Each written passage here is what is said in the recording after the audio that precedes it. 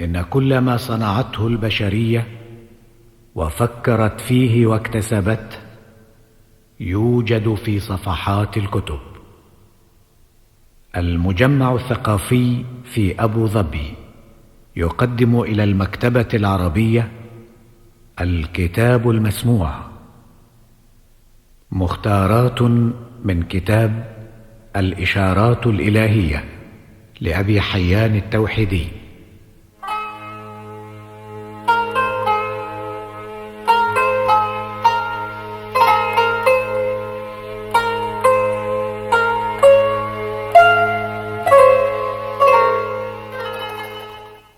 يا هذا، كن ذاكرا لما قد ألقيته إليك في هذا الجزء من وصف العبارة والإشارة، فإنك تجد به ما يقلك إذا نهضت ويظلك إذا ضحيت.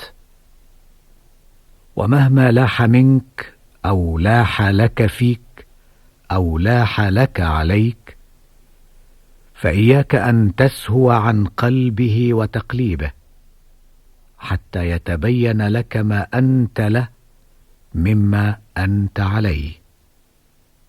واجعل أساسك الأثبت ودعامتك الأرسخ ألا تكذب نفسك بالباطل ولا تكذبها في الحق. واجتهد أن تخلو من أشغالك، وإذا خلوت من أشغالك فاعطف على نفسك واخل بها، وإذا خلوت بها فاعلم أن رقيب الحق ناظر إليك ومرفرف فوقك، وأنك بعينه التي لا تنام وفي قبضته التي لا ترام وحرمه الذي لا يضام.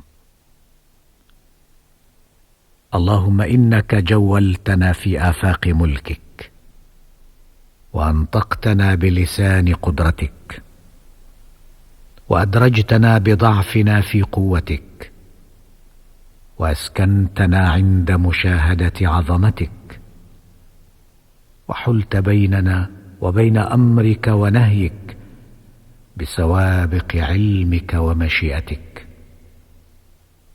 وجمعت بيننا وبين مرادك بغالب قضائك ولازم حجتك.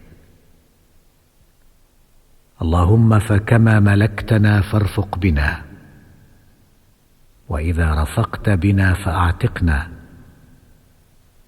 وإذا أعتقتنا فاقبلنا، وإذا قبلتنا فكن لنا، وإذا كنت لنا فكن معنا، وإذا كنت معنا فأنت أنت يا ولي الحمد. اللهم إياك نقصد بآمالنا، وعليك نثني بصنوف أقوالنا، ورضوانك نبتغي بأعمالنا، وإليك نرجع في اختلاف أحوالنا، وعليك نلح في طلبنا وسؤالنا، لأنك لكل راج ملاذ ولكل خائف معاذ. ندعوك دعاء المضطرين، ونتعرض لك تعرض المعترين. يا ذا الجلال والإكرام. يا هذا، اختلف اللغات في تصاريف أحوال فعاله، وتشتتت الهمم في غرائب ما بدا من إيضاحه وإشكاله، حتى قال قائل: وإني لأرجو قربكم ووصالكم، ولكنني عما أريد بعيد. إرادة مشوبة، وحال مختلفة، وعلامات متهمة، وطمأنينة قلقة، ومعرفة مدخولة ولغة عجماء، وعين طموح، وقول كلما رام استنارة ازداد ظلاما، وقلب كلما حاول خمودا ازداد احتداما. فطوبى لمن إذا طلب وجد، وإذا لم يجد علل، وطوبى لمن إذا فقد سلا، وإذا عدم قلا. بل طوبى لمن بوشر فؤاده ببرد اليقين، وحلي بحلية المتقين، وصين في خاصته عما عليه جميع العالمين. بل طوبى لمن نفث في روعه الأمن، وكفي في معاملته الغبن. بل طوبى لمن إذا تنفس السعداء تذكر السعداء، وإذا انتبه أبصر الضياء. يا هذا، أطلق عنان همتك في ميدان راحتك، واستعفف في ظاهرك، واستشرف في باطنك، فإنك بأحدهما تكسب عزوفا، وبالآخر تنال معروفا. وارع حمى التوحيد، وتيقن بأن راعي هذا الحمى إذا روى لم يعطش، وإذا اكتسى لم يعرى، وإذا استظل لم يضحو. وكيف يكون ذاك وبعضه مدرج في كله، وكله مدمج في بعضه، على أن بعضه كل بعين الجميع، وكله بعض بعين التفرقة. وهذه صحيفة قد طويت منذ زمان، لأن الأذهان غلظت عنه، ولم يزده الإعراب إلا عجمة، ولا الإنارة إلا ظلمة، ولا الكشف إلا تغطية، ولا التبصير إلا تعمية. وهذا لأن الحق غار في هذا الوقت أن تكون أسراره مبتذلة، وأسبابه منتحلة، وله في كل وقت تدبير لا يحاط به، ولا يطلع على غيبه. يا هذا، أخلص ونادي تجب، واقصد توفق، وانوي تعن، وجرد عزيمتك عن شائنات الخلق تلبس به زائنات الحق. ومهما ونيت فيه وفترت عنه وقصرت دونه، فإياك والشرك به والإفك عليه. ولست أريد بالشرك شرك الجاهلين، ولا بالإفك إفك المخالفين، فإنك تمس بهما جميع أهل الدين، وإنما أعني بهما ما خفي ولطف، ولا ما ظهر وكثف.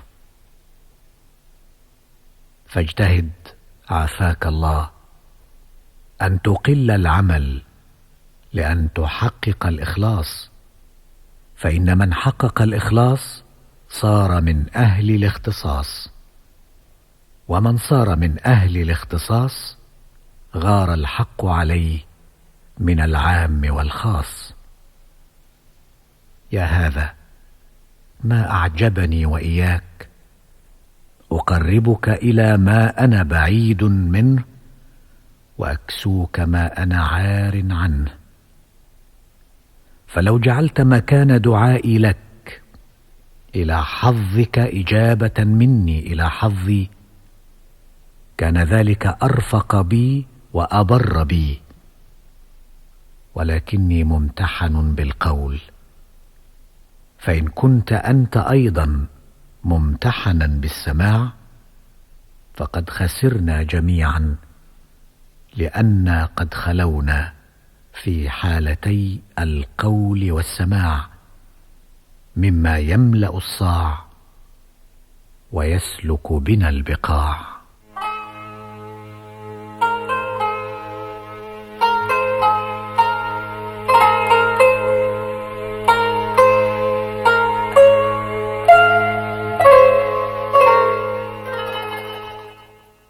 اللهم إنا نقول ما نقول وأنت تعلم ما نقول قبل أن نقول، ونعمل فتحيط به قبل أن نعمل، فأنت أولنا في كل قول وعمل، وآخرنا عند كل رجاء وأمل.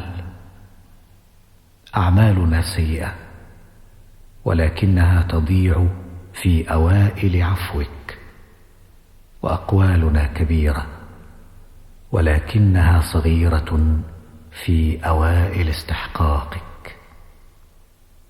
إلهنا، قد صبرنا على مرارة عشرة خلقك، فلا تحرمنا حلاوة مواصلة ما يصلنا بك.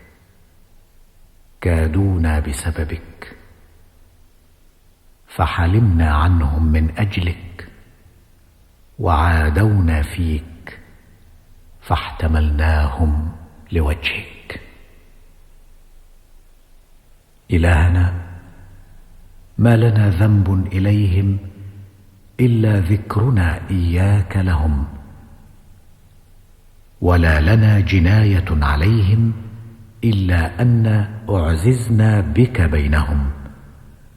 حسدونا لأن عرفناك فوصفناك، واتهمونا لأننا قصدناك فصدقناك. إلهنا، كما ابتليتنا بهم لنصفو لك، فارحمهم لئلا يكدروا بنا، وكما أريتنا قدرتك فيهم فأرنا عفوك عنهم، واجعلنا وإياهم في زمرة الواصلين إليك المقبولين لديك. يا هذا، عليك بدعاء الله، فإن الدعاء من الله بمكان، فما فتح باب الدعاء على أحد إلا دل على أن الله يحب أن يسمع كلامه، وربما أخر الإجابة لتدوم الضراعة. والويل لمن ييأس من روح الله مع سعته، أو قنط من عفو الله مع اشتماله. والدعاء جامع للحال والحقيقة، والوجد والاستكانة، والعبادة والعبارة. أما الحال فإنها تربط الإنسان في محل السائلين، وأما الحقيقة فإنها تروح عن قلوب الصادقين، وأما الوجد فإنه يستخرج عن اليقين، وأما الاستكانة فإنها تهون ما يبدو على صاحبه المسكين، وأما العبادة فإنها تؤدي حق التكليف على ما ورد به الكتاب المبين، وأما العبارة فإنها تقف صاحبها على مدرجة المتلطفين المترفقين. وما لهج بالدعاء أحد إلا رأى في عاقبة أمره ما يسر النفس ويجر الأنس، وما رفضه أحد إلا كان قاطعا للعصمة بينه وبين رب العالمين.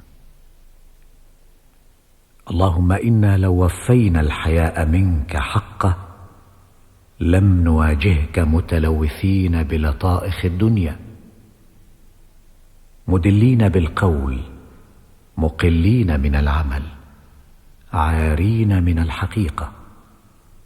ولكنا على ذاك نعيذ أنفسنا من اليأس من رحمتك، لأنك قد حضرت ذلك علينا ودعوتنا إلى حسن الظن بعفوك وإلى جميل عقباك في آخر أمرك.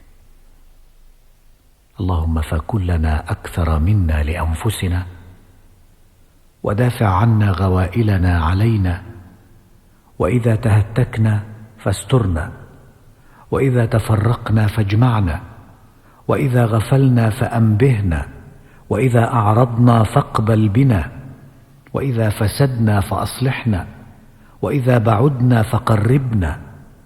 أنت القادر ونحن الضعفاء، أنت الواجد ونحن العدماء، أنت الغني ونحن الفقراء، يا ذا الجلال والإكرام. أيها الحيران في سعيه، والسكران في رعيه، والمتغافل عن حظه، والمتجاهل بين لحظه ولفظه، والمتكاسل عن خدمة ربه، والمتحامل على حبه بحبه. تصفح سرك بعقلك، واحكم على نفسك بعدلك، وتجمع عما قد تفرقت فيه، وتفرق عما قد تجمعت له، واستيقن أنك مرعي لا مهمل، ومطلوب لا متروك، ومحفوظ لا مضاع، ومقيد لا مطلق. وإذا وضح لك اليقين بذلك فانظر أين منك، أعني ما لك فيك وما عليك بك. فبهذه الموافقة الصادقة تلحق تلك المرافقة السامقة، وبهذه الحركة القائمة تنال تلك البركة الدائمة. فتهيأ يا هذا جهدك لقبول تحاياه، وكن منك على بال لعلك تغنى بعطاياه. يا هذا وجد بالمعنى الطالع عليك، الغارب فيك، كالبادي منك، المحيط بك، الحاصل لك. فإنك إذا وجدت وجد بك، وإذا وجد بك جاد عليك، وإذا جاد عليك أغناك، وإذا أغناك نلت غاية مناك. يا هذا ثق بأنك لا تفوز بقربه إلا ببعدك عن كل ما كان غيره قاطعا عنه وشاغلا دونه. وتذكر في أضعاف حالاتك معارض أفعالك ومقالاتك، وقل سلام على نسيم كان يصل من الحبيب إلى قلب كل عنه كل طبيب. اللهم إنا إليك نفزع، وفي رياضك نرتع، وصوت رضاك نتوقع، وثوب خدمتك نتدرع، وبفنون الثناء عليك نتذرع، وباب جودك وإحسانك نقرع، ومرارة ما يفوتنا من فضلك الواسع بتقصيرنا نتجرع. اللهم اجعل أمارة قبولك لنا ومنا وفينا أن تخرسنا إلا من ذكرك، وتعمينا إلا من النظر إليك، وتبعدنا إلا من النزول بفنائك، وتفقرنا إلا من الفوز بعطائك، وتضعفنا إلا من الظفر بأعدائك. قد وجهنا أمانينا إليك، ووقفنا آمالنا عليك، ووحدناك كما أعلمت، ومجدناك كما ألهمت، وقصدنا في طلب رضوانك فيما بين ذلك. فعد بفضلك علينا ونحن سائلون، فقد جدت بفضلك في الأول وما كنا سائلين، ومزيدا بالإحسان تمم، ومن كان أهلا للكرم على عبيده خصص وعمم.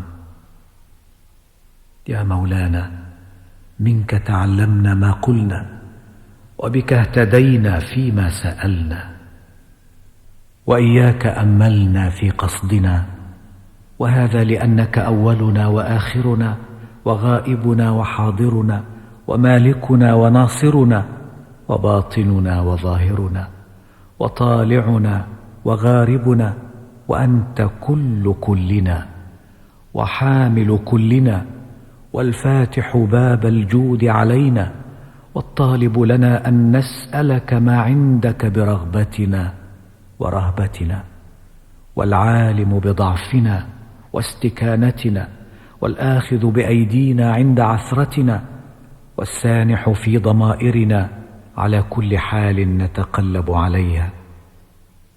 فيا ولي النعم، ويا محرك الهمم، ويا واهب القسم، ويا مذكورا بالكرم، ويا معروفا عند جميع الأمم، ويا موجودا على بعد وموجودا على أمم، ويا مناجى بصنوف الكلم، ويا معبودا على القدم، ويا منشئا من العدم، ويا جاعلا من شئت كالعلم، ويا من علم بالقلم، علم الإنسان ما لم يعلم. جد علينا بنا، اهدنا إلينا وأوضحنا لنا، قد بلينا فجددنا، ونكبنا فأنعشنا، وتعسرنا فسهلنا، وتعقدنا فحللنا، ونكرنا فعرفنا، وجهلنا فعلمنا، وقلقنا فسكنا، واستوحشنا فآنسنا، وبعدنا فقربنا، وتبنا فاقبلنا، وضعفنا فقونا، وزهدنا فرغبنا، ورغبنا فزهدنا، وضللنا فاهدنا، وخذلنا فانصرنا، وهبطنا فرقنا، ووقعنا فخلصنا، ورقدنا فأيقظنا، وسألنا فاعطنا،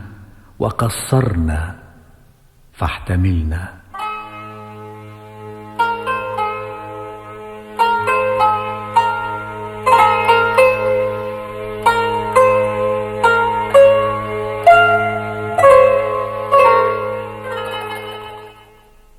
إلهنا، إليك سافرنا فكن غنيمتنا، وعليك توكلنا فكن عصمتنا، ولك ذللنا فعززنا، وبك وجدنا فجد علينا، وإليك اشتقنا فأوصلنا، وإياك عبدنا فشرفنا، وعنك حدثنا فصدقنا، وإليك دعونا فأعنا، وفيك تولعنا فارحمنا.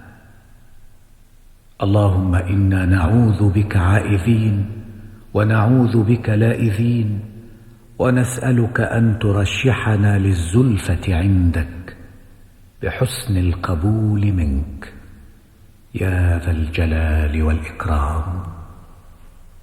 اللهم فارحم فاقتنا إلى كفايتك، وألبسنا جناح رأفتك، واعطف علينا برحمتك، ووكل أبصارنا بمواقع قدرتك، وأنطق ألسنتنا عن بدائع حكمتك، واستعمل جوارحنا بطاعتك، وسرح أرواحنا في معادن منحتك، حتى نستريح من هذا الكرب الجاثم في صدورنا، حسرة على ما يفوتنا من رضوانك وتقبلك.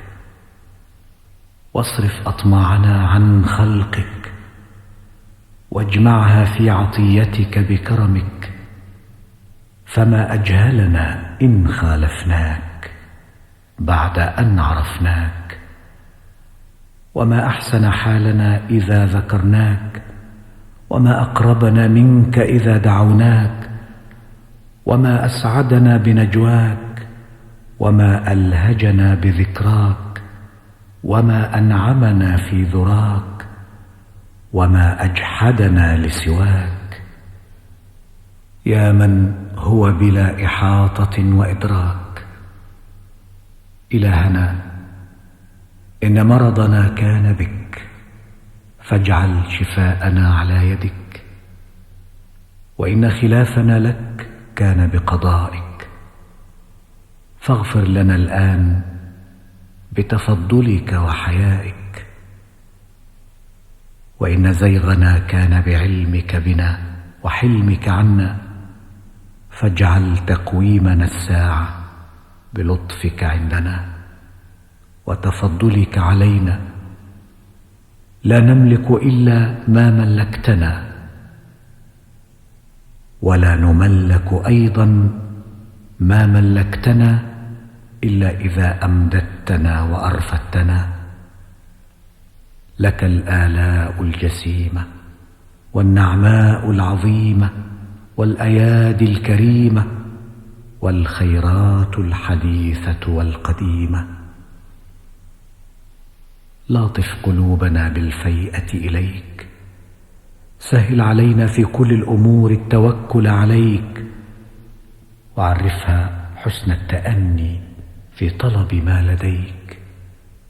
قدها صافية من غيرك إلى بابك، احشها باليقين والخشية، املأها بالسكون والطمأنينة، عودها الرجاء والخوف. هي بيدك، فقلبها كيف شئت. اللهم فشأ ما يرضيك عنها، وقلبها على ما تريد منها. هي أوانيك فينا وأهدافك عندنا، فاملأها بخالص ذكرك، واملأها بالأمن من غضبك. يا واحد، يا ذا الجلال والإكرام. يا صاحبي فيما تسمع،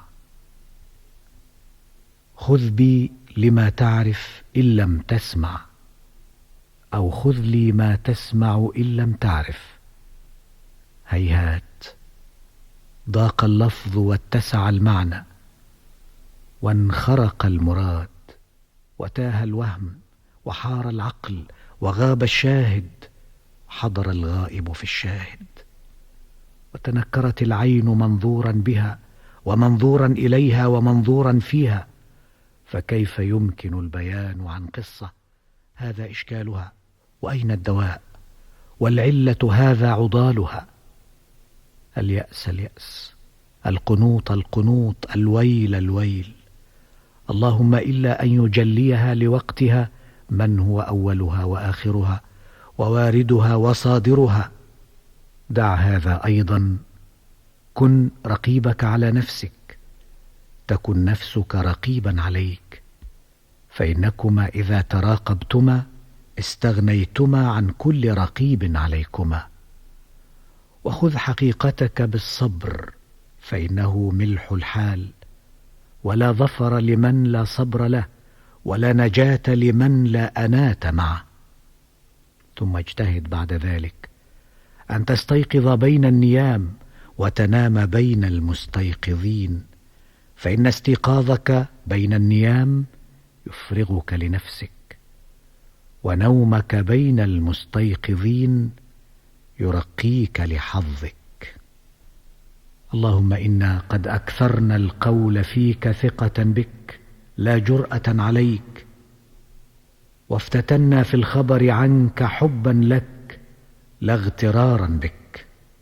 فقابل ثقتنا بك بالتحقيق، وحبنا لك بالتصديق، فنعم الرفيق أنت ونعم الشفيق. وإذا قابلت ذلك بما سألناك فزدنا من فضلك ما أنت أهله، وإن لم نكن نحن أهله، يا أهل التقوى وأهل المغفرة. يا هذا، إن فتح عليك باب الربوبية باستيعاب العبودية، ورقيت إلى الحرية بعد ذلة الرق في الخدمة، شاهدت عجائب وعجائب، ورأيت غرائب وغرائب. فإن قلت مثل ما قيل لك: وأين مثل ذلك وأين ما قاربه؟ أدناها أنك ترتعب حدائق الأمن، وتشم نواضر الأزهار، وتشهد العقول سائرة في هوادج الكرامات نحو الأرواح المقدسة بالطهارة، وتسمع معاتبة الأحباب على شجو يسحر الألباب، ويقطع دون الحق كل حجاب، ويفتح كل باب. اللهم إنا نعتسف هذه الطرق الوعرة، ونصبر على مشاقها بالجوع والعري والوحدة، لنخرج منها يوما إلى نورك الذي أضاء عالمك، وفيه برز غيبك، وعليك دل فعلك، وإليك أشار أثرك. فنسألك بهذه القدرة أن تقبلنا ولا تردنا، وصلنا ولا تبعدنا، يا ذا الجلال والإكرام. اللهم اصنع لنا والطف بنا، وافككنا من أسرنا، واجبرنا من كسرنا، وحولنا من عسرنا إلى يسرنا. فجودك فائض، وخزائنك ملأى، وحكمك نافذ، وملكك عظيم، ورحمتك واسعة، والطريق إليك رحب. يا هذا، تضرع إلى رب له خضعت الرقاب، وعنت الوجوه، وحارت العقول، وحالت البصائر، وله بان كل شيء، وإليه انتهى كل شيء، وعليه وقف الأمل، وفي فنائه أناخ الراجي. فإنك إذا تضرعت إليه سحت سماؤه عليك، وأتمر لك كل شيء، واستفاد منك كل شيء. إنك إن ذقت حلاوة وصاله، وآويت إلى عريش كرمه، لم تصبر ساعة واحدة عن ذلك النعيم الخضل، واليسار الدائم، والأمر القائم، والبر المتصل، والمراد الحاصل. يا هذا، إلى متى تنافس أهل الدنيا في الدعوة، ثم لا تنظر إلى حالك في العقبة؟ لم لا تسلك الطريقة المثلى؟ ماذا يجيء من هذا التهافت وهذا الجهل، كأنك ما رأيت بعينك عبرة، ولا حصلت لك بشيء خبرة؟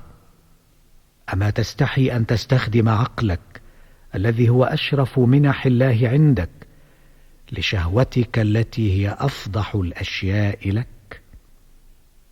يا عدو نفسه، يا جانيا على روحه، يا جالبا لحتفه بيده، يا شاربا للسم بكأسه على علم منه، ما أرداك لنفسك، وما أطرحك لبدنك في عذابك، ما ألهاك عن شأنك، وما أقسى قلبك على مهجتك، وما أذهلك عن رشدك، وما أركبك لمطية غيك، وما أصفق وجهك في خلافك، وما أصلب حدقتك لإصرارك، وما أضيق عذرك عند احتجاجك واعتذارك.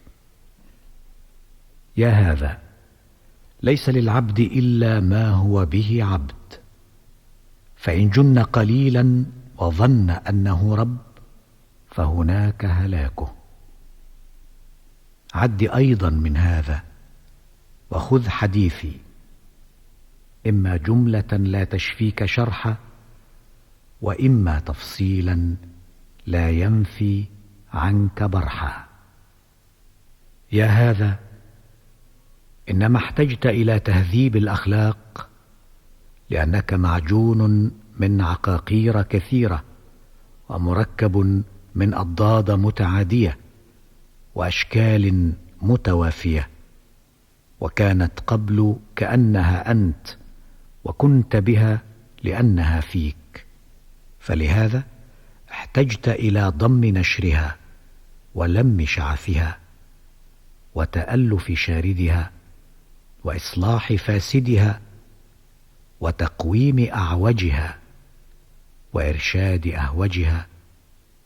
فإذا صلحت أخلاقك حسنت آدابك، وإذا حسنت آدابك شرفت هممك، وإذا شرفت هممك طابت مآربك. أيها السامع، قد قلت ما تسمع واعظا لك بالنصيحة وناصحا لك بالموعظة، وعاطفا على نفسي بفضل القول لك وفيك. فإن كنت وجدت برد ذلك في صدرك وثلجا ببعض اليقين من نفسك، فاتخذني صاحبا لك، لعلي أجد بذلك شيئا مما وجدت، ولعلي أنال به ذروا مما نلته. فإن أيادي الله مختلفة المصادر والموارد، ومتباينة المبادئ والعوائد، وليس بضائر أن يسعدني الله بك لقبولك مني كما أسعدك بقبول ما نجع فيك من قولي. ولعلي قلت ما قلت مزخرفا، وقبلت ما قبلت مخلصا، فرحمك الله بي أخذا بيدك، ثم رحمني محسنا إلي. إنما يحب أن يرفع الله درجتك على واعظك لحسن تقبلك، ثم يجعلك مشفعا في واعظك. إن ذلك لشرف بين وكرامة عالية ومنزلة ما مثلها منزلة.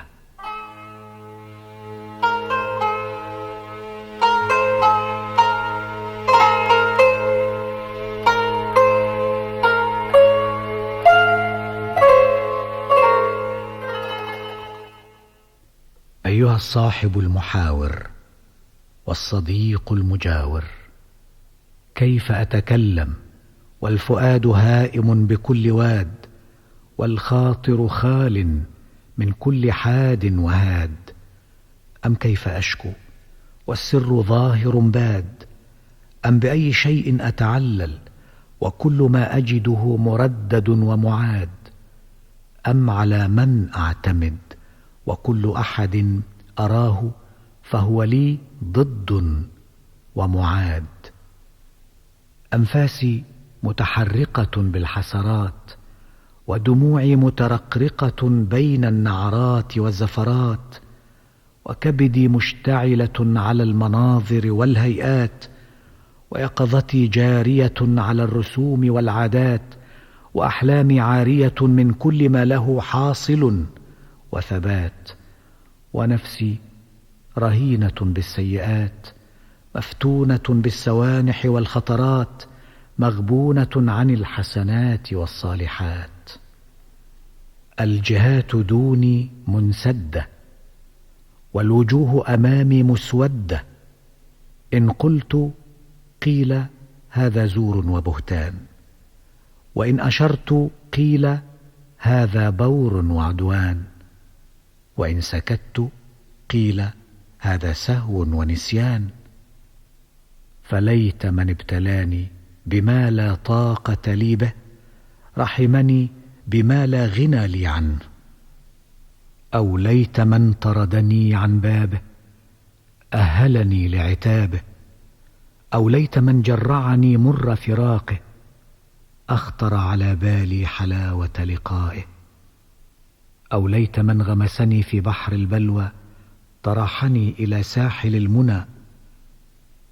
أو ليت من حطني عن درجات المخدومين رقاني إلى مقامات الخدم.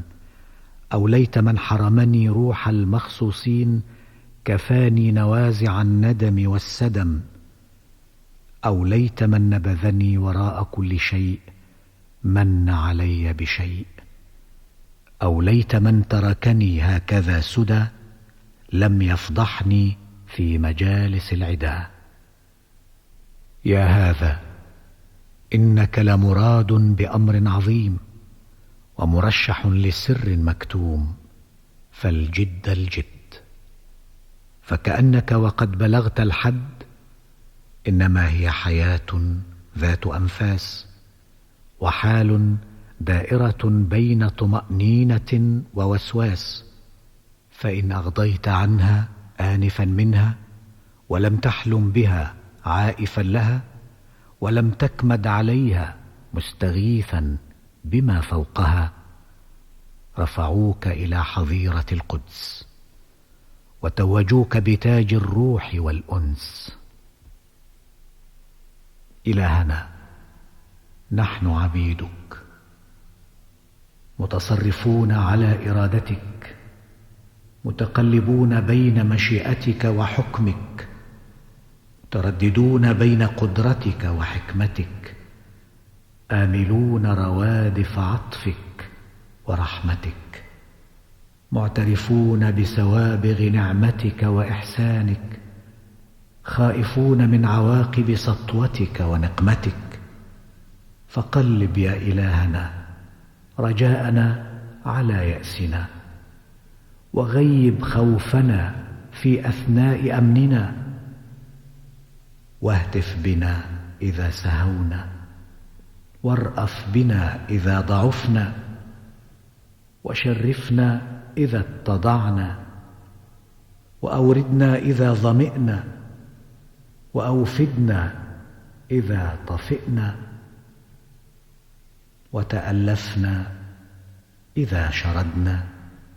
قربنا منك إذا بعدنا عنك، وصلنا بك إذا انقطعنا دونك، فإنك مالك نواصينا في الشهادة والغيب، ومدبر أدانينا وأقاصينا في الروح والكرب.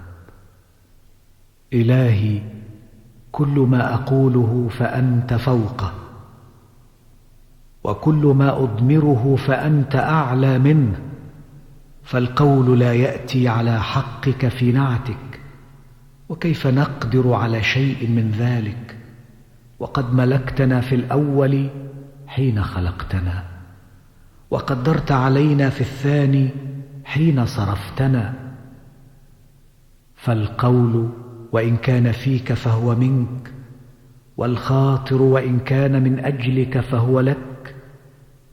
من الجهل أن أصفك بغير ما وصفت به نفسك، ومن سوء الأدب أن أعرفك بغير ما عرفتني به حقيقتك، ومن الجرأة أن أعترض على حكمك وإن ساءني.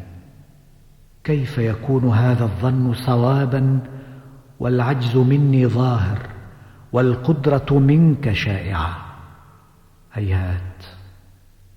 أسلمت لك وجهي سائلا رفدك، وهجرت كل من ثنى بي إلى غيرك، وكذبت كل من أيأسني من خيرك، وعاديت فيك كل من أشار إلى سواك. أنا أنسى ما جدت به علي في القدم، حيث أنا ليس وفي العدم. ثم ربيتني بين القسم والنعم، ثم ألبستني قميص معرفتك، ثم أهلتني لمناجاتك، ثم أذنت لي في الدعاء لك، ثم أمرتني بالدعاء إليك، ثم رشحتني لحفظ أسرارك، وأطلعتني على نجودك وأغوارك. بغرائب أخبارك وآثارك. إني إن نسيت هذه اللطائف وسهوت عن هذه الطرائف لممن لا خير له في حياته ولا زاد له بعد مماته. اللهم إنا إن ذكرناك فبتوفيقك، وإن وصفناك فبتأييدك، وإن لهينا عن بعض ذلك فلنفوذ حكمك فينا وأمرك. أيها الأخ الراغب في الخير والصاحب المجانب للشر، إن تكلفت لك وصفي ووصف زماني وزمانك وما قد دفعنا إليه في شأني وشانك، كان ذلك شاغلا للوقت عما هو أولى به وأعود علينا بالجدوى منه. فتعالى حتى لا نشتكي ولا نتألم ونهب أنفسنا لبلايا هذا العالم، فعن قليل ننتقل إلى ما تعلم وأعلم. فليس من المروءة أن نشكو صديقا إذا قصر، ولا من عزة النفس أن نجزع من عدو وإن بالغ. ما أحوجنا عافاك الله إلى الإعراض عن هذه الأعراض والأمراض، بالإقبال على ما فيه إعداد الزاد للمعاد. فعن قليل تقف هذه المطية بالكلال، فتنزل عنها إما إلى الرشد والغبطة وإما إلى البلاء والورطة. فهلم أيها الإنسان حتى لا ننطق إلا بما فيه فائدة، ولا نعمل إلا ما له ثمرة وعائدة، وندع الدنيا حتى تجمح بأبنائها وعشاقها، ونكون نحن من عتقائها وطلقائها. أيها الإنسان تنبه، فقد طالت الرقدة، وانتعش فقد استمررت في السقطة، واستأنس فقد أفرطت في الوحشة، وخذ حذرك فقد أحاطت بك الشقوة، واسلك نفسك من نفسك تنجو نفسك من نفسك لنفسك. فما بعد الفضيحة التي أنت عليها فضيحة، ولا بعد النصيحة التي تسمعها نصيحة.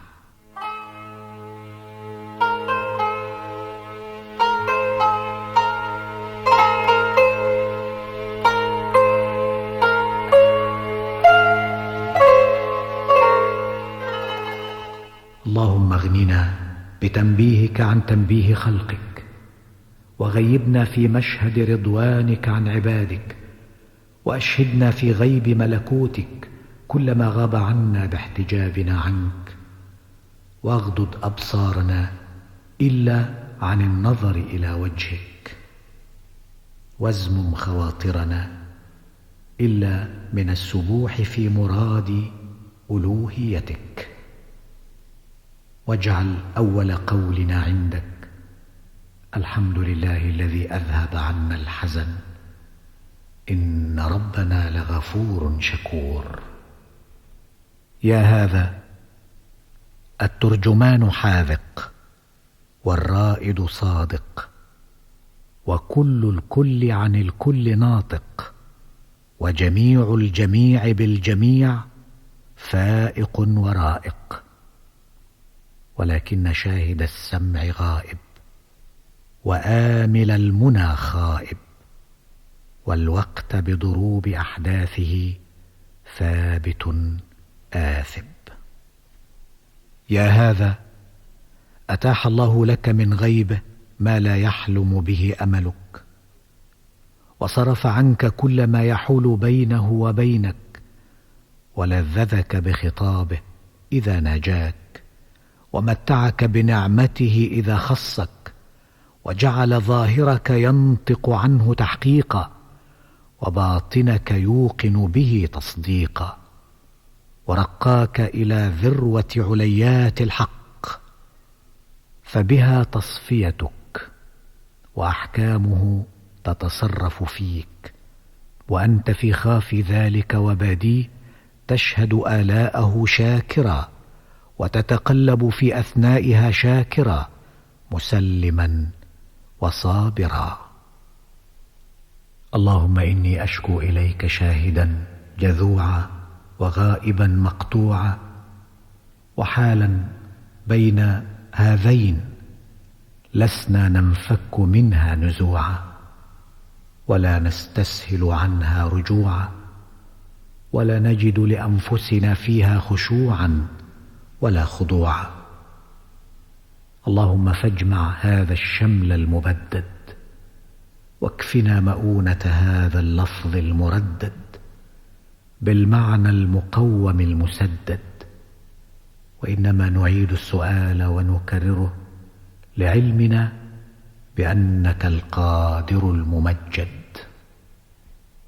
اللهم إنا كما نعجز عن وصفك بما أنت أهله، نستحي أن نسألك ما نستحقه، ولولا أنك تحرك منا الساكنات عند التوجه إليك، وتسكن منا كل متحرك عند تعظيمك وإجلالك، لما كنا نتذبذب هذا التذبذب في هذه الأحوال المختلفة، ولكنا بك لأن لك ومعك لأن منك، وعلى كل وجه فإليك المفزع وإلى بابك المرجع. فاصرف عن حاضرنا وغائبنا خوالب الوسواس. ولكنا بك لأن لك ومعك لأن منك، وعلى كل وجه فإليك المفزع وإلى بابك المرجع. يا هذا قد طال نشري عليك مطوي هذه القصة بضروب من العبارة وصنوف من الإشارة، رغبة في شعلة تبدو منك، وطمعا في نجابة تنطق عنك، ونظرا إلى إثارة الحق في سر يطلع عليك. وأنت على طينتك جامد لا تذوب، وخامد لا تلتهب، وراكد لا تهب، وميت لا تتحرك، وباهت لا تبصر، ونشوان لا تفيق، وكثير لا تتوحد، وكدر لا تصفو، ومنقبض لا تنبسط، ومدعو لا تحضر، ومسؤول لا تجيب، ومنصوح لا تقبل، وغاد لا تروح، وثاكل لا تنوح، وكاتم لا تبوح. يا هذا ما أشبهني بك، وما أشد انخراطي في سلكك، وما أسفرني عن نقابك، وما أسكنني في كهفك، وما أطيرني بجناحك، وما أفوهني بلسانك، وما أحملني لثقل مثل ثقلك. لكني ممتحن من باب آخر، وهو أني مستنطق بما إن خالفت فيه كان دماري، وإن استحقرت به كان ويلي منه. هذا بعض حديثي على تقطعه وانبتاري. يا هذا تزحزح عن هذا المكان قليلا حتى نتناجى بلغة أخرى، ونتهادى النصح بها على طريقة هي أولى بنا وأحرى. من استأذن على الله أذن له، من قرع باب الله دخل. كيف تنتفع بالنصيحة وأنت مقيم على الفضيحة؟ معرفة الله روضة من رياض العقل، ما أنطق الليل والنهار لو استمع إليهما وفهم عنهما. الجدل في الدين مطردة لليقين، الاتباع خير من الابتداع، الابتداع أخطر من الاتباع. النية عرق والخير شجره، والعمل به ثمرته. الشريعة مأدبة الله للعباد. التوحيد حياة النفس. المعرفة الفوز بالقدس. من تبع هواه فقد عبد غير الله. أكرم نفسك ما أعانتك على طاعة الله. أهن نفسك ما عافتك عن خدمة الله. الويل لمن ضاقت رحمة الله مع سعتها عنه. لك من الله نسب أصح من نسبتك إلى أبيك، فاحفظه فإنه ينفعك. إذا ضللت عن حكمة الله فقف عند قدرة الله، فإنه إن فاتك من حكمته ما يشفيك فلن يفوتك من قدرته ما يكفيك. سق عقلك إلى ملكوت الله ولا تقحمه في جبروت الله.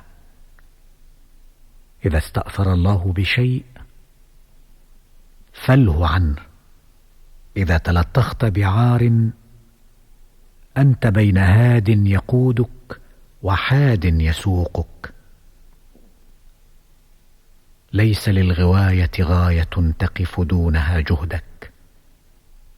لا تحكم على نفسك إذا غبنتك، ولا تبغضها إذا أرشدتك.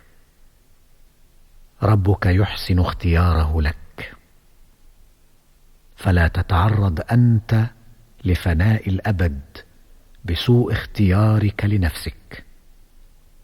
من انقطع إلى غير الله وكله الله إليه. من صلح مع الله لم يفسد مع غيره. من سالم الله سلم. أصدق الكلام كلام الله. كيف ينجو من الله طالبه؟ كيف يضيع مع الله كافله؟ ما أقرب العبد من الله إن فطن لما فيه. لله عندك وديعة فاحفظها وتوسل إليه بها. اللهم إنا قد أكثرنا القول فيك ثقة بك لا جرأة عليك، وافتتنا في الخبر عنك حبا لك لا اغترارا بك. فقابل ثقتنا بك بالتحقيق وحبنا لك بالتصديق. فنعم الرفيق أنت ونعم الشفيق. وإذا قابلت ذلك بما سألناك فزدنا من فضلك ما أنت أهله، وإن لم نكن نحن أهله. يا أهل التقوى وأهل المغفرة، يا أرحم الراحمين. أيها السامع،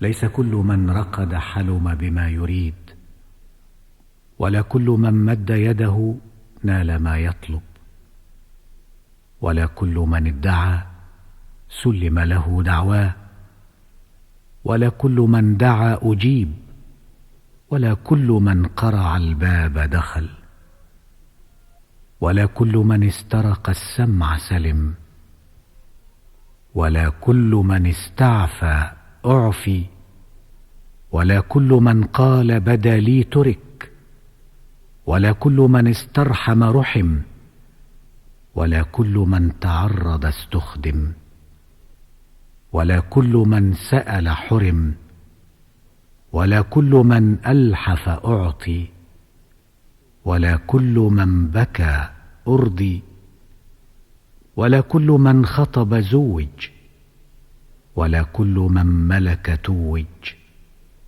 ولا كل من رجا أدرك، ولا كل من منع خاب، ولا كل من قدم فقد أكرم، ولا كل من أخر فقد أهين، ولا كل من سبح غرق، ولا كل من خوف فرق، ولا كل من أومن اطمأن، ولا كل من توسل قبل، ولا كل من التمس نول. فلا العلم باختلاف الأحوال نافع، ولا الجهل به ضار، بل ربما ضر العلم، وربما نفع الجهل، وربما بعد الداني، وربما قرب النائي. فليس لشيء مما تراه عينك منهاج، ولا لذي لب به سرور وابتهاج. وهذا كله لقدرة صادرة عن غيب مشيئة، ولمشيئة نافذة واردة على شهادة قدرة، ولحكمة خافية في آفاق المملكة، وأحكام جارية على أصناف الخليقة، وأسرار مجهولة عند البحث والحقيقة. والأقوال في وصف تشاكلها وتباينها مختلفة، فلا جرم.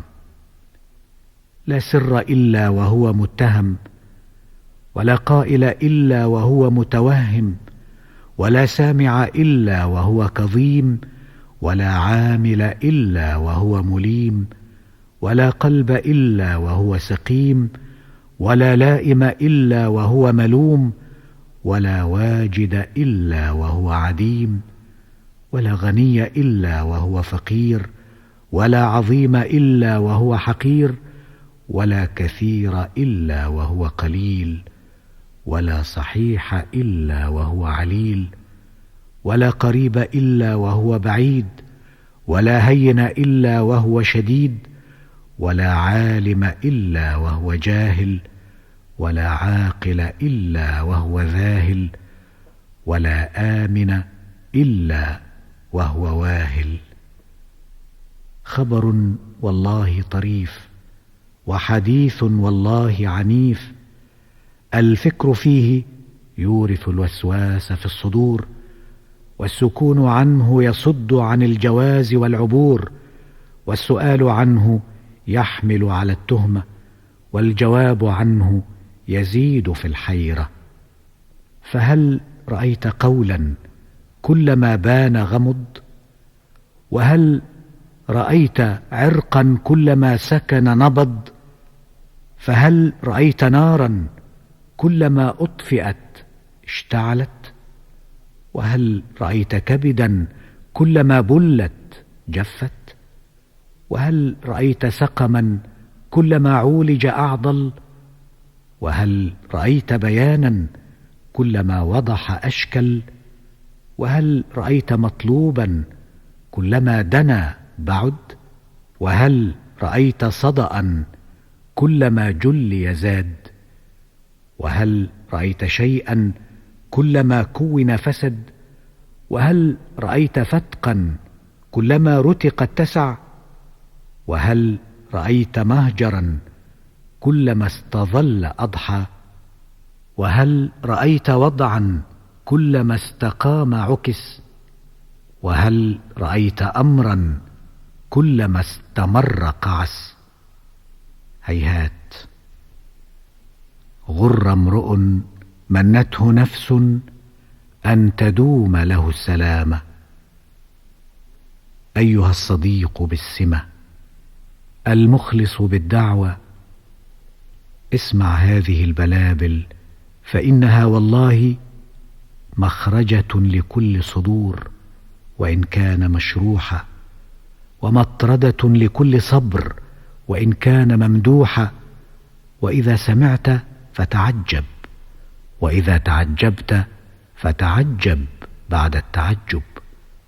فوحق الحق إن السر فيها لمكتوم، وإن الغيب فيها لمعلوم، وإن الظاهر منها لمفهوم، وإن الباطن فيها لموهوم. هكذا وقع الخداع، وعلى هذا تحير الطباع. كتبت إليكم يا أحباب قلبي، ووراد شربي، وطلاب قربي كتبت إليكم وشوق يعصر الدموع إليكم، وبال متحرك عند تمني عطفكم، وليل يتباهى في مراعاة طيفكم، ونهار متعب في توقع لطفكم. فقولوا لي الآن: كيف التلاقي والمزار بعيد؟ أم كيف التواصل والرقباء أسود؟ أم كيف العزاء والفؤاد عميد؟ أم كيف الصبر والبلاء ممدود؟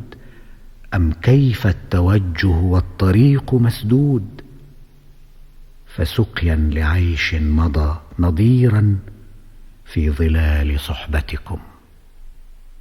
يا هذا، إن عدو الله لا يرضى منك إلا بالبعد عن باب الله، وإلا بالخزي والهوان من ثواب الله، وإلا بالمقت والخسران عند ملائكة الله، وإلا بسواد الوجه عند أولياء الله. يا هذا، لو علمت ما قد نزل بك، وما صب على هامتك، وما أحاط من شقائك، لملأت الدنيا صراخا على نفسك، وسألت النواحين أن يساعدوك بالبكاء على ما فاتك. أي مصيبة أعظم من مصيبتك؟ وأي بلاء أعظم مما قد استولى عليك؟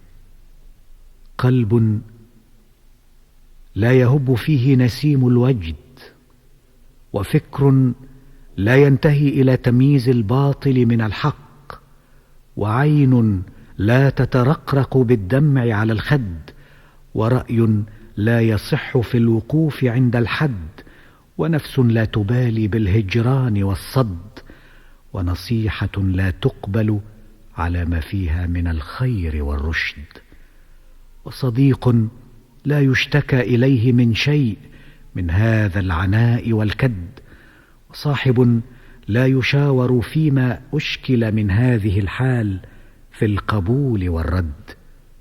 يا هذا، فتنت بهذه الزينة الحائلة، وذهبت مع هذه العاجلة الزائلة، فلا نجوع لقول فيك، ولا أثر لفلاح منك، فاسكب الآن دموعك على هذه الحال التي قد حصلت عليها، وشق عليك النزوع عنها، فإن الدموع المنحدرة على هذه الخدود النضرة شفاء للأكباد المحترقة بالندامة والأسف.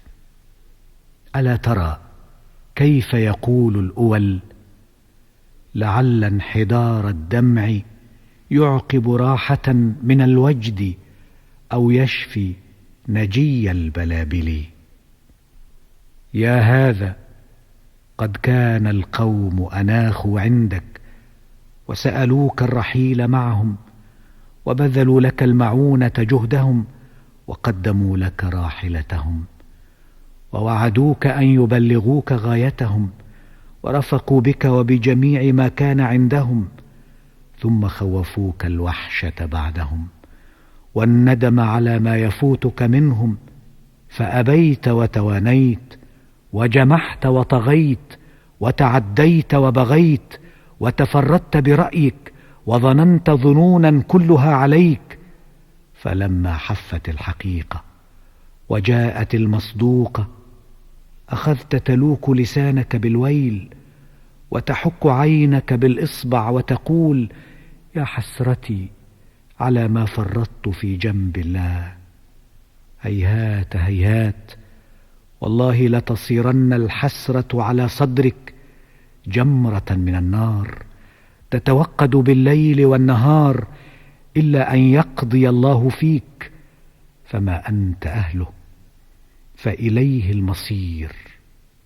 يا هذا، هون عليك، هون عليك، وكن بربك واثقا، فأخو التوكل شأنه التهوين. طرح الأذى عن نفسه في رزقه لما تيقن أنه مضمون.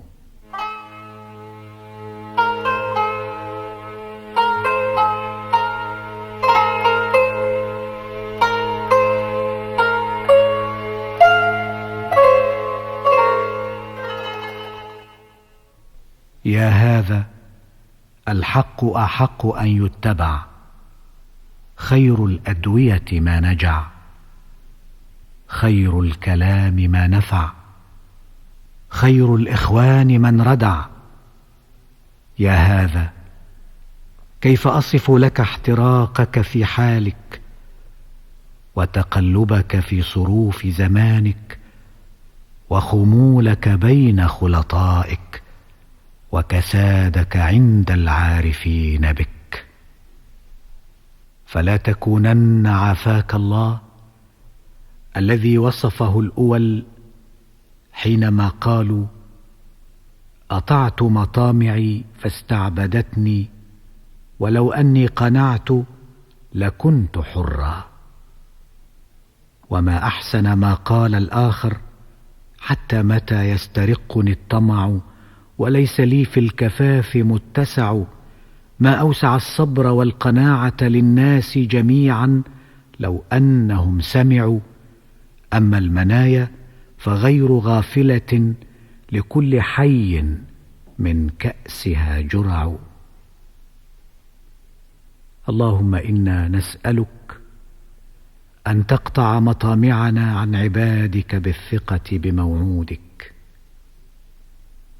وتكف استشرافنا لخلقك بالرضا لمقدورك، وتجعلنا من خاصتك، وتأذن لنا في وصفك ووصف ما ظهر بإرادتك، وتحول بيننا وبين الالتفات إلى ما سواك بالإقبال على ما يزلفنا عندك. يا هذا لو ذقت حلاوة عيشك مع ربك لعلمت أن كل ما عداها باطل، ولو أشرفت على النعيم الذي أعده لخدمه لأيقنت أن كل شيء بعده زائل، ولو علمنا إلى ما ننتسب لذهب الفخر بنا كل مذهب. إلهنا، نسألك بفضلك ورحمتك أن تسمح لنا وتسامحنا حتى ننتهي إلى رضوانك وإلى غفرانك، على أن لا ننال رضوانك إلا بغفرانك، ولا نملك غفرانك إلا برضوانك.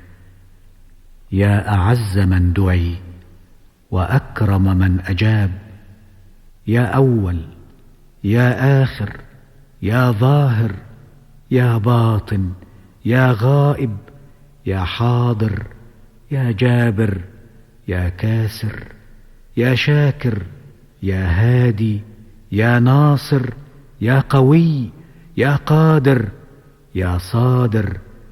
يا الله، نسألك لطائف وغرائب لطفك حتى نجول في أكناف مملكتك، متطلبين لمراضيك، موحدين لك، عارفين بك، قارين معك، قانتين لك، متوجهين نحوك، نازلين في خططك، جانين من ثمار كلامك، واجدين غيب ربوبيتك. اللهم إنك أنت مفجر عيون القلوب، وأنت المطهر لما في العيون، وأنت الواهب لما تشح به النفوس.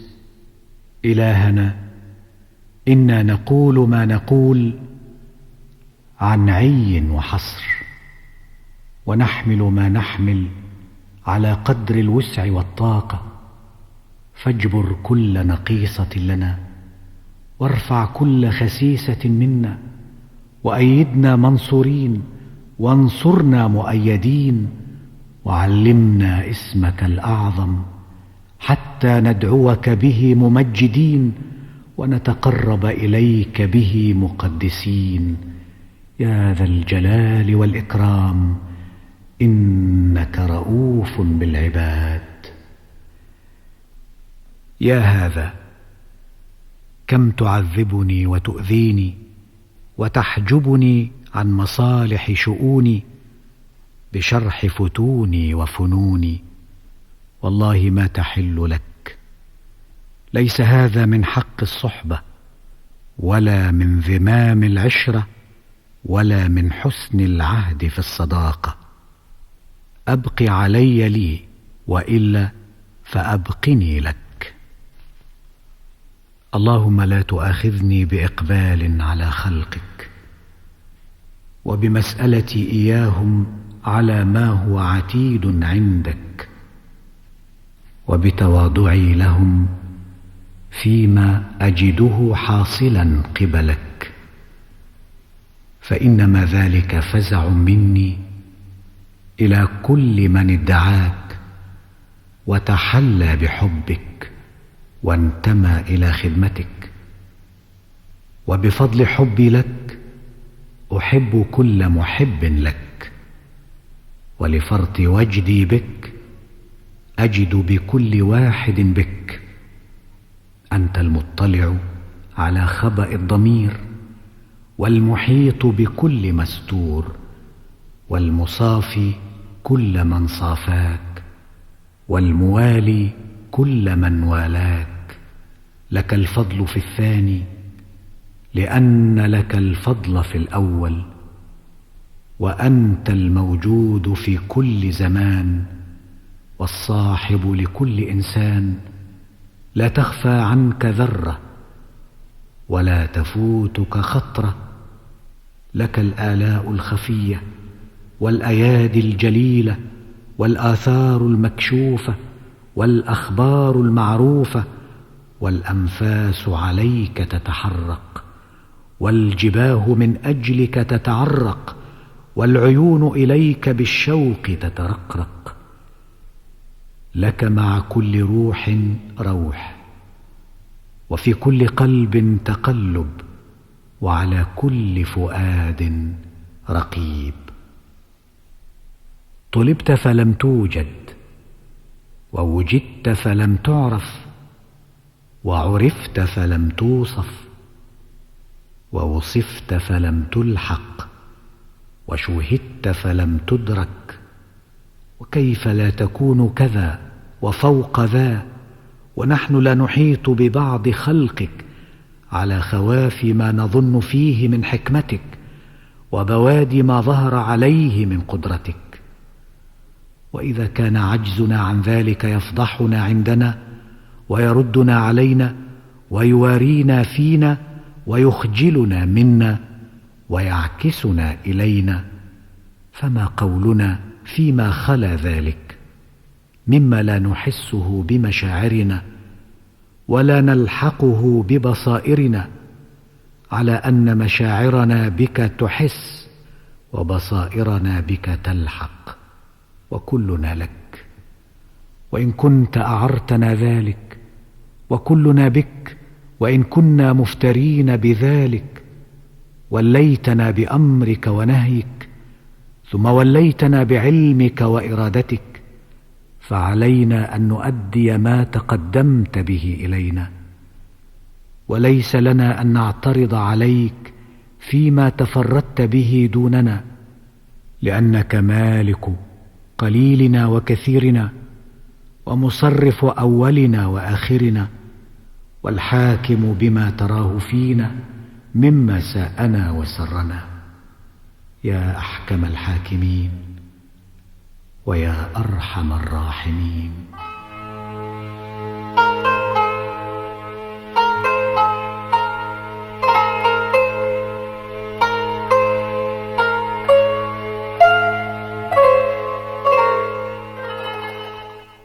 إلهنا، إنا لا نمل من مواجهتك، ولا نروى من مناجاتك، ولا نسلو عن حبنا لك، ولا ننسى أبدا ما توالى علينا من نعمتك، فنحن نذكرك سرا وجهرا، وحلما وانتباها.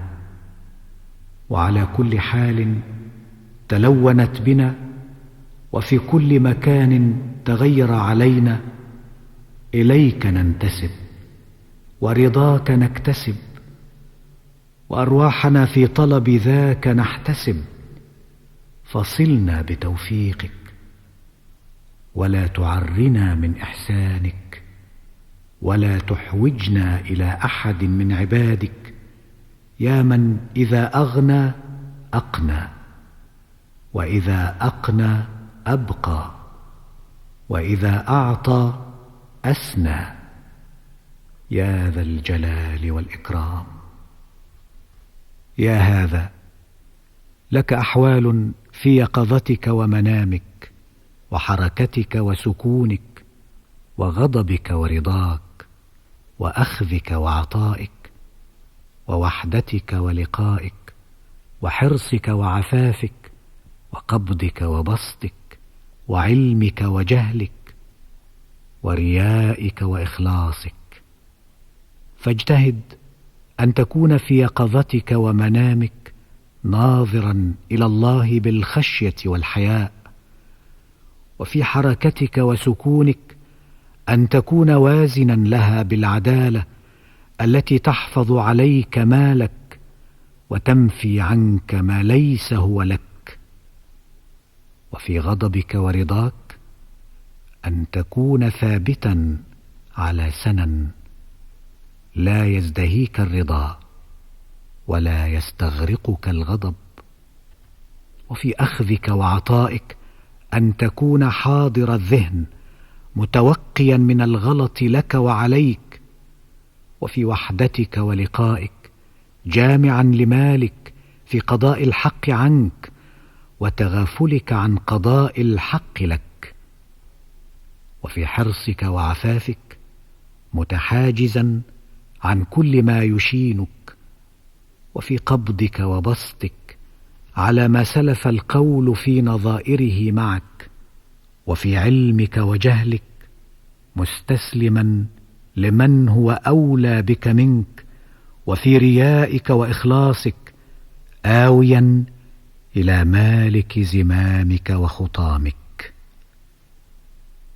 إلهنا، ما أعجب أسرارك فينا، بل ما أعجب شواهدك علينا، بل ما أعجب جملتنا في تفصيلنا، بل ما أعجب تفصيلنا في جملتنا. كلفتنا معرفتك وحجبتنا عن كنه حقيقتك، شوقتنا إليك، ثم سددت طريقنا، فوحقك لا برحنا ولا سنحنا ولا هدأنا ولا سكنا حتى نصل إليك ونقف بين يديك ونقول بما لديك وننظر إلى وجهك الكريم نظرا يوجب لنا رضاك عنا وإقبالك علينا، ونسمع كلمتك العليا: أوليائي، إنما أتعبتكم لتستريحوا، وإنما أشقيتكم لتسعدوا. سري فيكم غريب، وشأني معكم عجيب، فاستبشروا الآن والسلام. سألتني رفق الله بك وعطف على قلبك أن أذكر لك الغريب ومحنه، وأصف لك الغربة وعجائبها، وأمر في أضعاف ذلك بأسرار لطيفة ومعان شريفة، إما معرضا وإما مصرحا، وإما مبعدا وإما مقربا، فكان علي أن أجيبك إلى ذلك. ثم إني وجدت في حالي شاغلا عنك وحائلا دونك ومفرقا بيني وبينك، وكيف أخفض الكلام الآن وأرفع؟ وما الذي أقول وأصنع؟ وبماذا أصبر؟ وعلى ماذا أجزع؟ وعلى العلات التي وصفتها والقوارف التي سترتها أقول: إن الغريب بحيث ما حطت ركائبه ذليل، ويد الغريب قصيرة ولسانه أبدا كليل، والناس ينصر بعضهم بعضا وناصره قليل. يا هذا، ألك رب غير الله؟ ألك مولى سواه؟ هل رأيت الخير قط إلا منه؟ هل هدأت قط إلا معه؟ هل وصل إليك بر إلا عنه؟ هل كان لك قوام إلا بقدرته؟ هل كان لك انغماس إلا في نعمته؟ هل كان لك مدار إلا على مشيئته؟ هل كان لك رجاء إلا في رحمته؟ هل كان لك نجاة إلا بعصمته؟ هل كان لك رسم إلا بجوده وسعته؟ هل كان لك اسم إلا بتسميته؟ هل كان بك غنى إلا عن نصرته؟ هل كان لك استقلال بغير كفايته؟ هل كان لك مخرج من ولايته؟ هل كان لك بيان عن إلهيته؟ لا والله. أين أنت بالنسبة التي لك منك إلى ذرة من خلقه لو شاء لأبرز منها ما يحار فيه بصرك ويتبدد عليه عقلك ويضمحل دونه كلك وبعضك ويبيد عنده شاهدك ورسمك؟ إلزم عافاك الله حدك، وطالب نفسك لله بما له عندك، واحرص على أن تكون عبدا حقا، فإنه إن وجدك عبدا حقا لم يرض لك حتى يجعلك ملكا حقا. هذا سره فيك ومراده لك، فافطن ودع الكسل واطمأنن.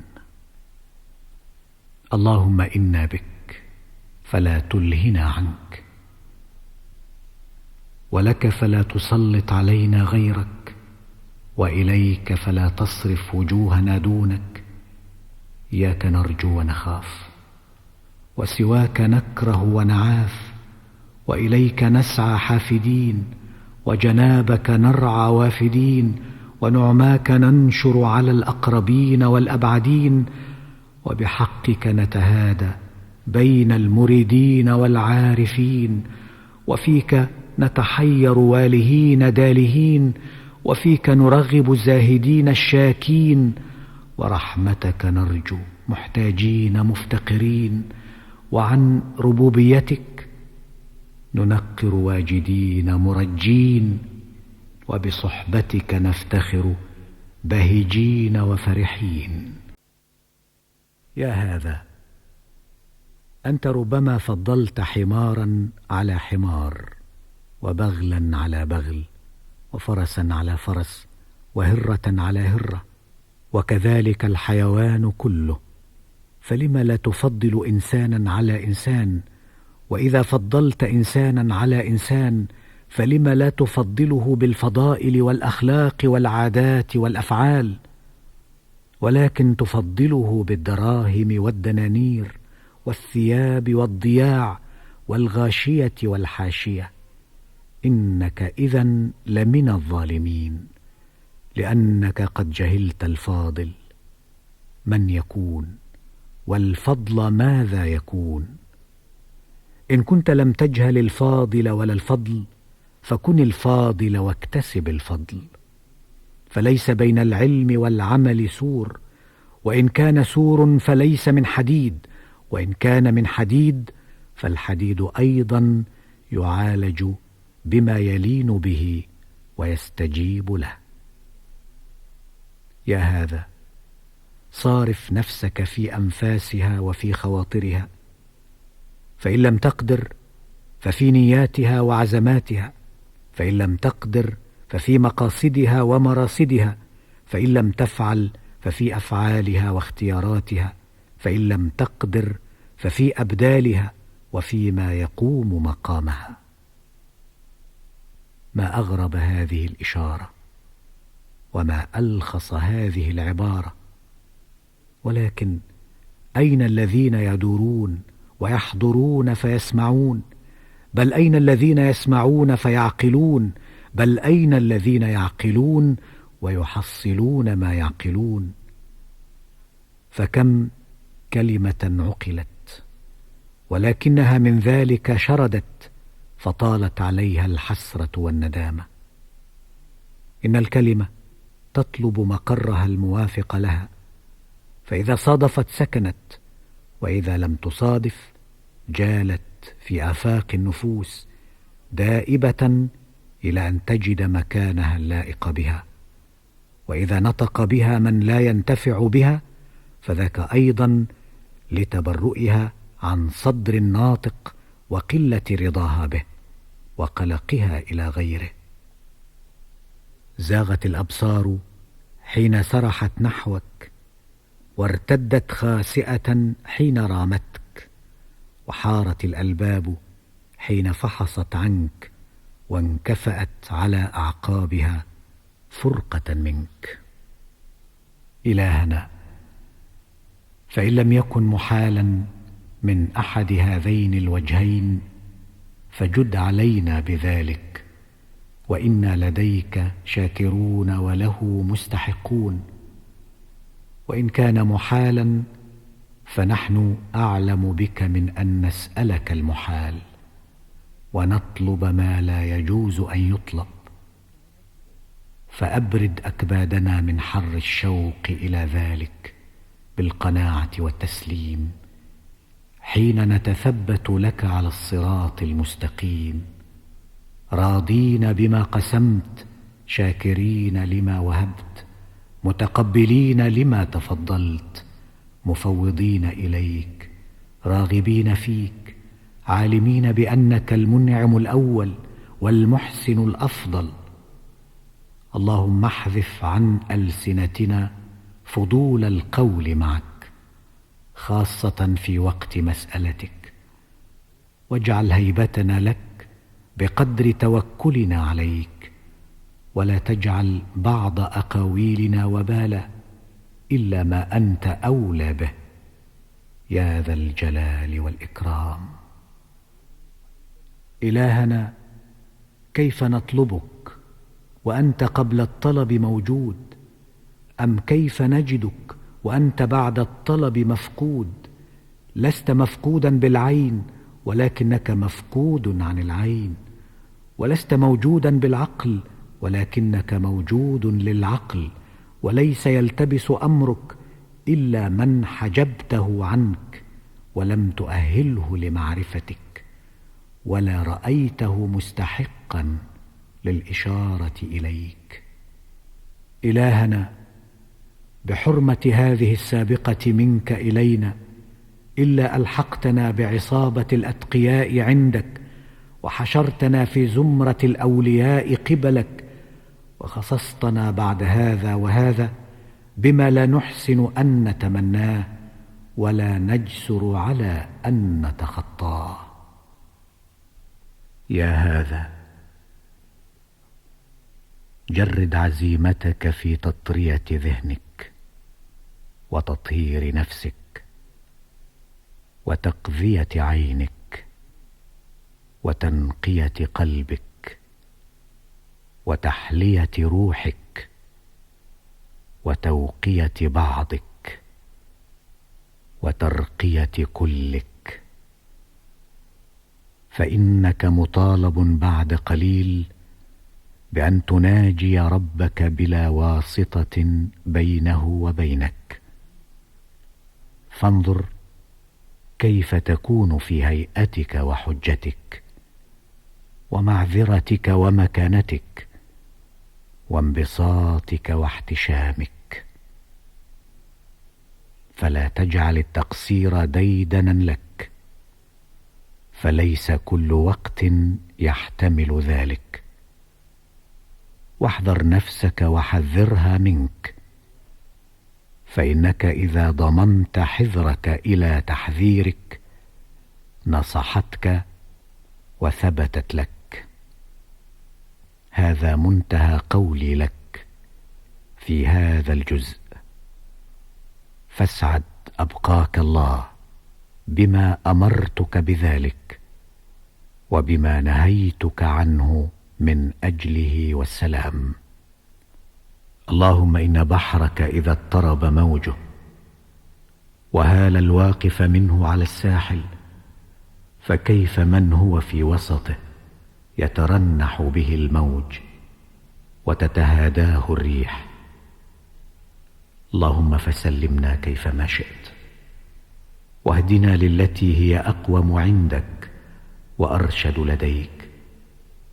فاحفظنا إذا قلنا، فإنما نقول لك ولوجهك، وألهمنا إذا سكتنا، فإنما نسكت من أجلك ولعظمتك. وإذا كنت لها في حالتي القول والسكوت، آمنا بعدهما بعفوك أن نزل أو نضل، يا ذا الجلال والإكرام. يا هذا لسان التصوف.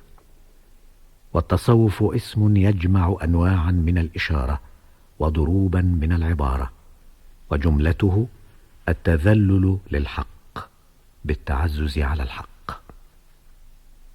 يا هذا أفدي والله عينا باتت تدمع من خشية الله، بل أفدي والله نفسا ظلت خاضعة مهيبة هيبة لله، بل أفدي والله لسانا تلجلج بالاعتذار إلى الله، بل أفدي والله قلبا ما يزال خافقا من حياء الله، بل أفدي والله قدما زلت على الحركة في سخط الله، بل أفدي والله يدا كفت بنانها عن تناول ما لم يبحه الله، بل أفدي والله روحا تهالكت وجدا على أولياء الله، بل أفدي والله نعمة أديت بها حقوق الله، بل أفدي والله عقلا اشتاق إلى موعود الله، بل أفدي والله الحديث عن الله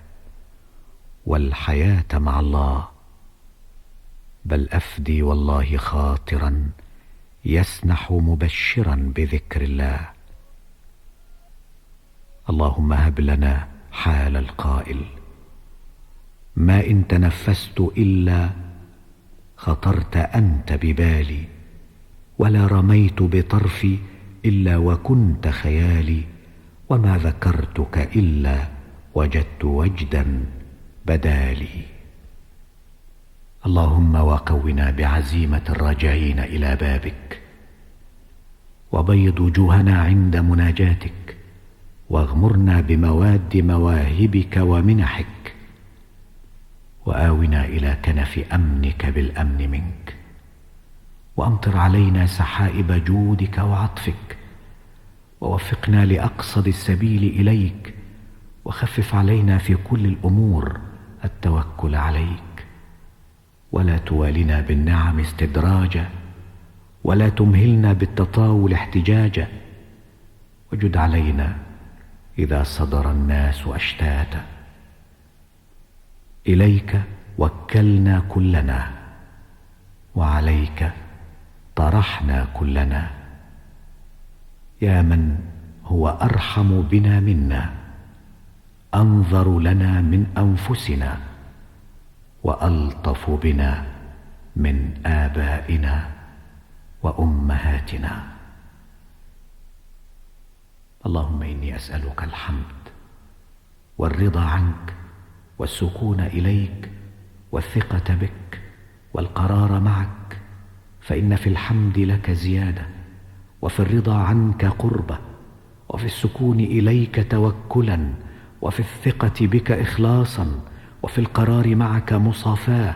فأجرنا من عيب يمص النفس صباح مساء، وأعذنا من كل ما لا طاقة لنا به في ظلام وضياء، واصرفنا عن كل سمعة ورياء، واكشف عنا كل بلاء وعناء، وعممنا بكل عطاء وحباء، واخصصنا بكل ولاء وآلاء، وحل بيننا وبيننا حتى نكون لك على الصفاء والنقاء بعد الفناء في دار البقاء. فإن الحيلولة بيننا تصفي صفاتنا وتطيب حياتنا وتكثر تحياتنا وتدنينا من فنائك وتؤهلنا لنعمك وعطائك، وتصل بيننا وبينك بلطفك، وترسمنا في زمرة أوليائك وأصفيائك.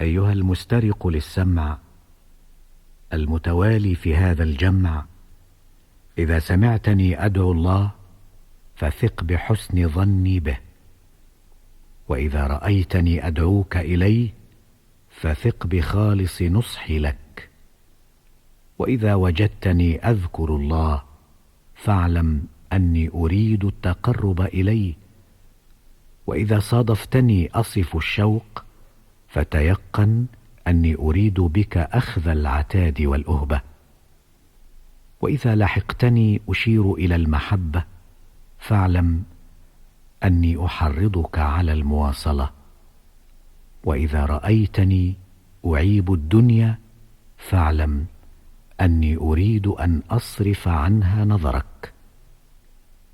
أما سمعت الحكيم كيف يقول: إني رأيت عواقب الدنيا فتركت ما أهوى لما أخشى، ففكرت في الدنيا وجدتها فإذا جميع جديدها يبلى، وإذا جميع أمورها عقب بين البرية قلما تبقى. يا هذا، إذا وجدت طبيبا يجمع لك بين الحذق والنصح فارفع إليه داءك وأعرض عليه علتك، واصدقه عما تقدم من غيبك في مطعمك ومشربك حتى يصدقك عنك ويخبرك منك، ويتلافاك لك ويسقيك ما ينفعك ويحميك ما يضرك. هذا إن كنت تحس بدائك وتحن إلى شفائك. يا هذا، ما أجنحك عن كل حظ لك في مسرتك، وما أجمحك على كل حال هي عليك في مضرتك. فيا أيها الساعي على نفسه بحتفه، إلى متى تغتر وأنت تظن أنك غير مغتر؟ إلى متى تدبر وأنت عندك أنك مقبل؟ وإلى متى تصم وأنت في حسبانك أنك تسمع؟ وإلى متى تعمى وفي تقديرك أنك مبصر؟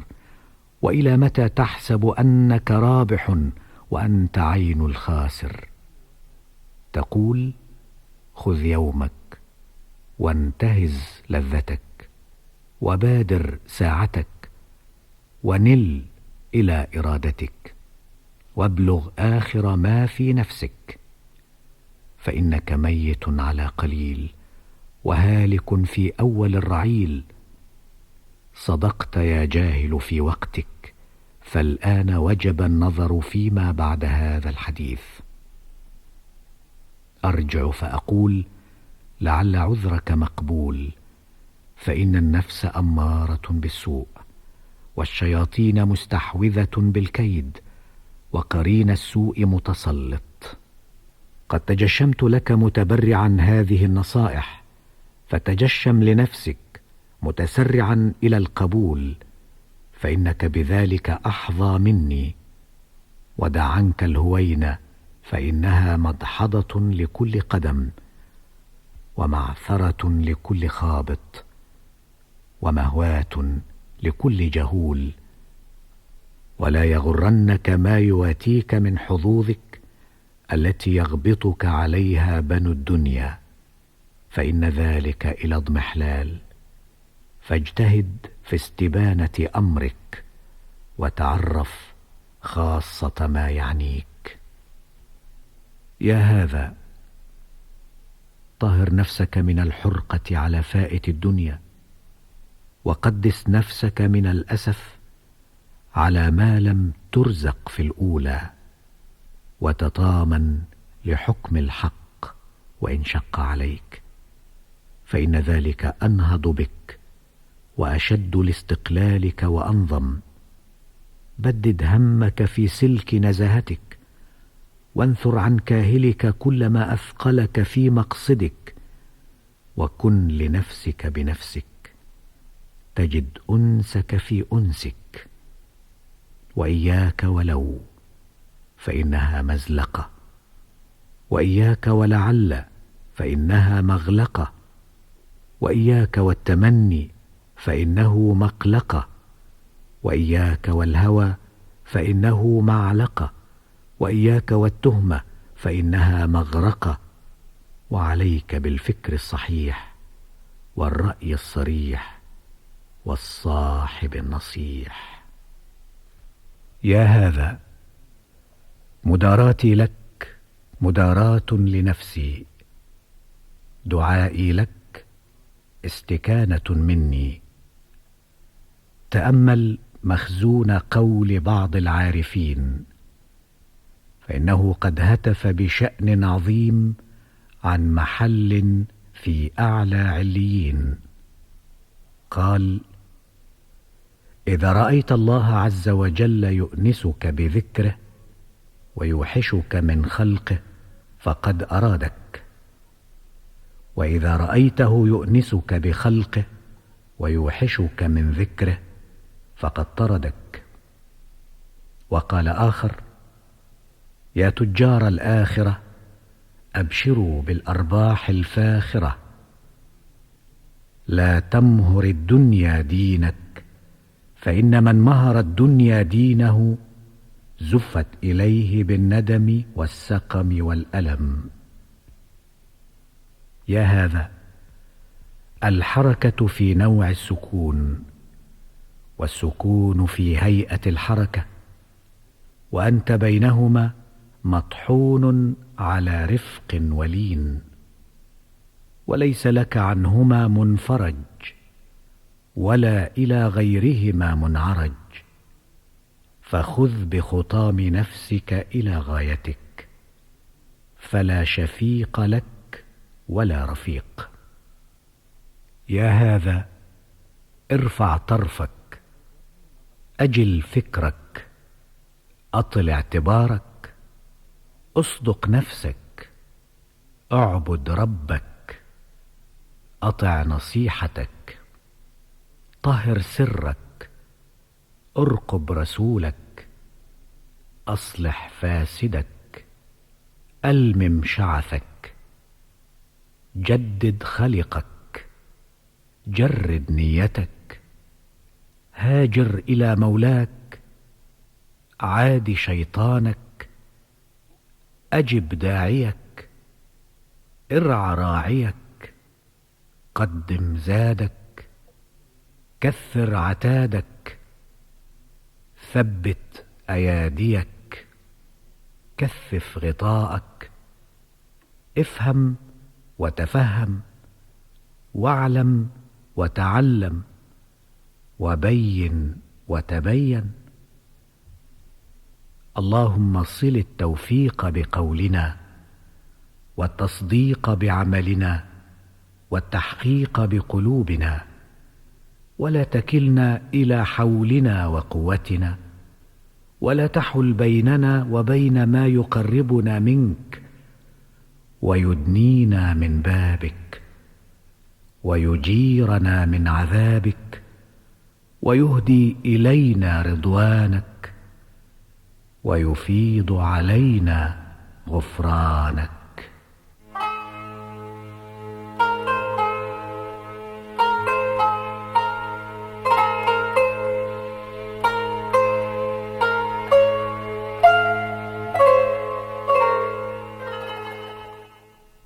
اللهم إنا قد بذلنا دون طاقتنا في طلب ما عندك، فهب لنا تأييدا منك حتى نستنفدها في حيازة رضاك، فإنك إن وكلتنا إلينا عجزنا، وإن تركتنا علينا تحيرنا، وإن كنت لنا فيما بينك وبيننا فزنا. سبحانك، كيف لا نشهدك في كلنا وبعضنا وأنت المحيط؟ جل شأنك عند كل شأن، ودق سرك عن الإسرار والإعلان، وغنيت عن أن تعرف بدليل وبرهان.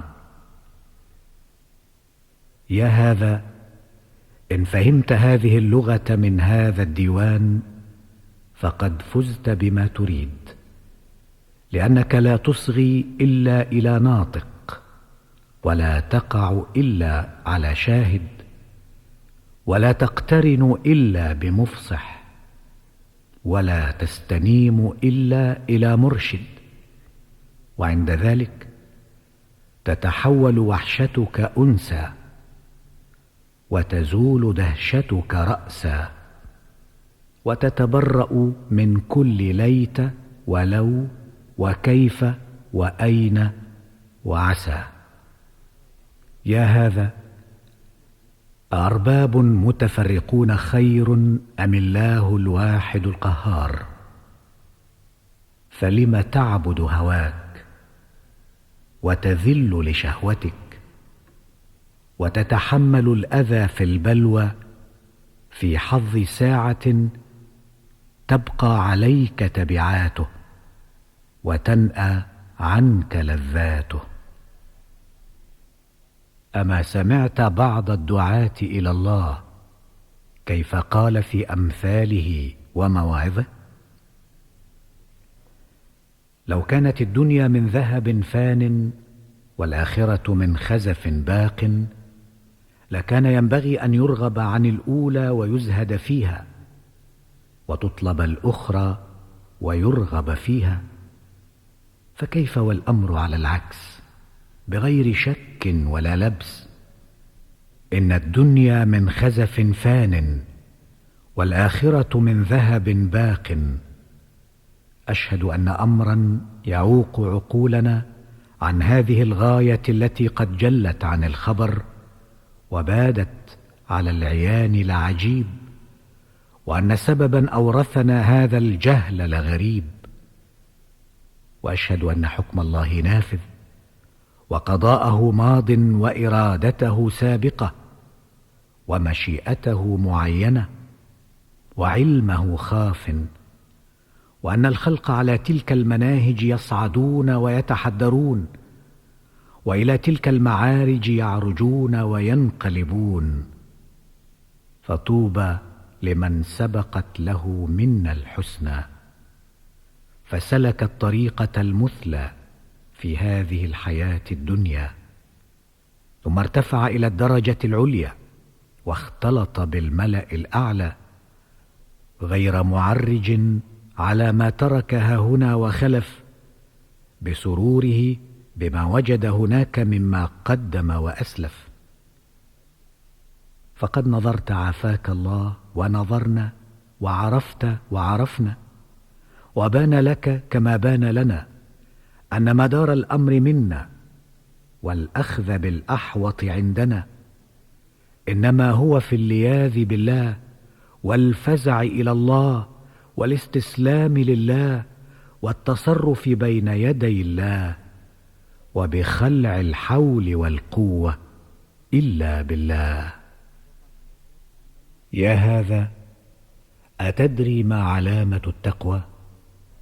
العلامة أن ترى نفسك يوم العيد ذليلة بالشكر، لهجة بالذكر، مستبسلة بالصبر، خاضعة بالتوجه، متواضعة بالتنزه، متبدلة بالتوبة، مقلعة عن الحوبة، راغبة في ذخائر الحق والصادقين من الخلق. اللهم إنك إن طردتنا عن بابك فبذنوبنا التي هتكنا بها ستر حرماتك، وإن قبلتنا على هناتنا فبكرمك الذي لم نزل نتوقعه منك، وإن لم تطردنا ولم تقبلنا استهانة بنا وازدراء لنا، وقحنا وجوهنا وأطلقنا ألسنتنا وقلنا: على من تردنا ونحن عبيدك؟ وإلى من تكلنا ونحن خلقك؟ تولنا كيف شئت، ساخطا وراضيا، فقد استسلمنا وسلمنا. وقد علمنا يا إلهنا أنك لا تعاملنا بعد هذا الانقياد والاستخذاء إلا بما أنت أهله في الجود والكرم والإحسان الذي سبقت به إلينا في القدم. وكيف نيأس من روحك أو نقنط من رحمتك بعدما أهلتنا لمواجهتك وأذنت لنا في مشافهتك، حتى وجدناك بما عرفناك، ثم سألناك على ما وعدناك، فكن لنا عند هذا الظن، فإنك عند ظن عبدك. اللهم إنا رضينا في الأول عن أنفسنا على مذهب المغترين، وسخطنا في الثاني عليها على طريقة المستبصرين، فقبلنا على ذلك بما يحفظنا لك ويحظينا لديك.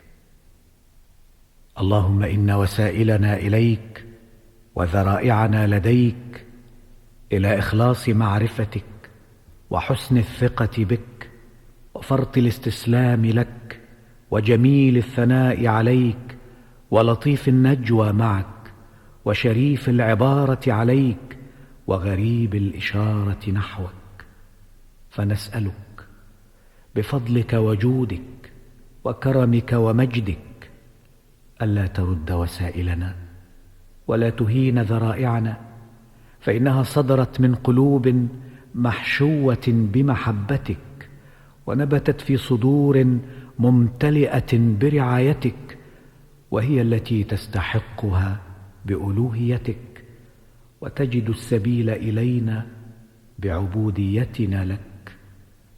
وأنت أكرم من أن تنبذها في وجوهنا ولا تقبلها بحسن رعايتك لنا منا، يا ذا الجلال والإكرام.